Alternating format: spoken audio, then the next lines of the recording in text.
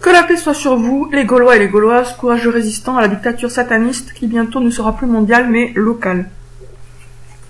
J'ai reçu un livre que j'avais commandé, Nauendorf était bien Louis XVII, la fin d'une controverse historique. Ce livre confirme ce que j'avais déjà compris, c'est que effectivement, Louis XVII a survécu. C'était Nauendorf, qui est considéré aujourd'hui par les historiens comme un faux Louis XVII parmi beaucoup d'autres. C'est faux. En réalité, il y a des preuves totalement décisives qui prouvent que c'était bien Louis XVII. Du coup, il y a eu un gros complot pour l'empêcher de récupérer son identité, complot à la tête duquel il y avait son oncle, Louis XVIII. Alors, je voudrais vous citer quelques passages de ce livre, juste quelques phrases qui sont des réflexions intéressantes sur la recherche de la vérité.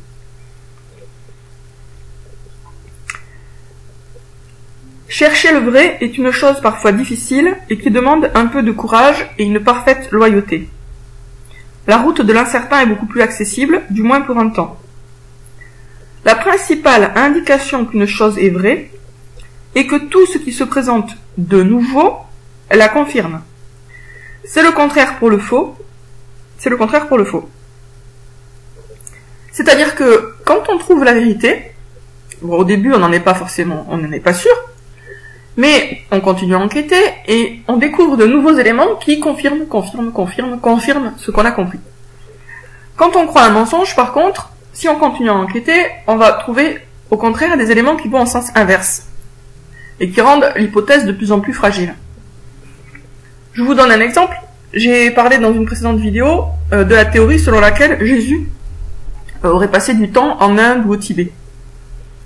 Au début, on peut y croire, mais si on creuse, on s'aperçoit qu'en fait, toute cette idée de Jésus au Tibet remonte à un seul livre, et que ce livre lui-même a été réfuté puisqu'il y a d'autres voyageurs qui sont allés là où le Russe avait dit qu'il était allé, et ils ont discuté avec les prêtres bouddhistes, qui leur ont dit non, on n'a jamais rencontré ce type, on n'a jamais lu de texte d'évangile racontant qu'un certain Issa aurait fait ceci ou cela.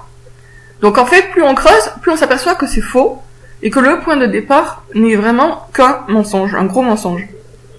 Alors que par exemple, quand on s'intéresse à l'histoire de Nauendorf, plus on creuse, plus on trouve de nouveaux éléments qui confirment que c'était bien Louis XVII. Et pourquoi c'est important de savoir que Nauendorf était bien Louis XVII? Eh bien parce qu'il y a un rapport étroit entre Louis XVII et le Mahdi, le grand monarque. Alors, quel genre de rapport? Si on se fie aux révélations mystiques, aux prophéties du côté chrétien, on a l'impression que Louis XVII est le grand monarque. Bon, bien sûr, c'est pas possible, puisque le vrai Louis XVII est mort depuis longtemps. Ça, pour le coup, on sait quand est-ce qu'il est mort. Hein. Donc, il est mort à l'âge de 60 ans, donc ça peut pas être littéralement lui. Cependant, il faut croire qu'il y a un lien fort avec lui, puisque, comme je vous disais, dans les prophéties, on dirait que c'est lui. On dirait que c'est lui, c'est-à-dire que le grand monarque, il est présenté comme étant potentiellement Louis XVII. Donc, il faut le prendre dans un autre sens. Il y a des chances, ça me paraît l'interprétation la plus plausible, la plus logique, il y a des chances que soit le grand monarque ce soit Louis XVII réincarné, mais le problème c'est que ce genre de réincarnation, on peut pas en avoir de preuves, enfin ça paraît très compliqué, soit de façon plus rationnelle, le grand monarque soit le descendant de Louis XVII. En effet, alors je reviens sur la question des prophéties. Dans les prophéties, je parle là de prophéties assez récentes, enfin il y en a des récentes, il y en a des pas récentes, mais elles vont toutes dans ce sens-là, beaucoup vont dans ce sens-là. Il est dit finalement que celui qui a été privé de trône va remonter sur le trône. Or c'est Louis XVII qui a été privé de trône. Louis XVII c'est le seul roi de France qui a été privé de son trône. Il n'a jamais régné, alors que c'était bien lui qui était censé régner par rapport au fait qu'il était le fils de Louis XVI. Donc, pour moi, il y a de fortes chances que le grand monarque soit un descendant de Louis XVII. Voilà.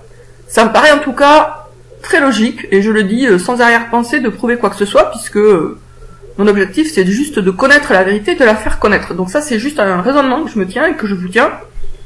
Dans la mesure où le grand monarque est censé finalement continuer Louis XVII, être d'une certaine façon Louis XVII, je pense que c'est un descendant de Louis XVII. En tout cas, ça me paraît hyper plausible. Parce que si on dit c'est la réincarnation, le problème c'est que là on rentre dans un domaine où on ne peut pas avoir de preuves. Donc, je pense que l'hypothèse du descendant est plus plausible. Voilà. Bon, ben pour cette vidéo, ça sera tout. Donc c'était juste quelques considérations. Si ça vous intéresse, enfin je vous conseille de vous y intéresser. Nauendorf était bien Louis XVII. Il y a d'autres livres sur le sujet qui prouvent ça aussi. Et puis il y a aussi des livres qui cherchent à prouver le contraire, qui n'étaient pas Louis XVII.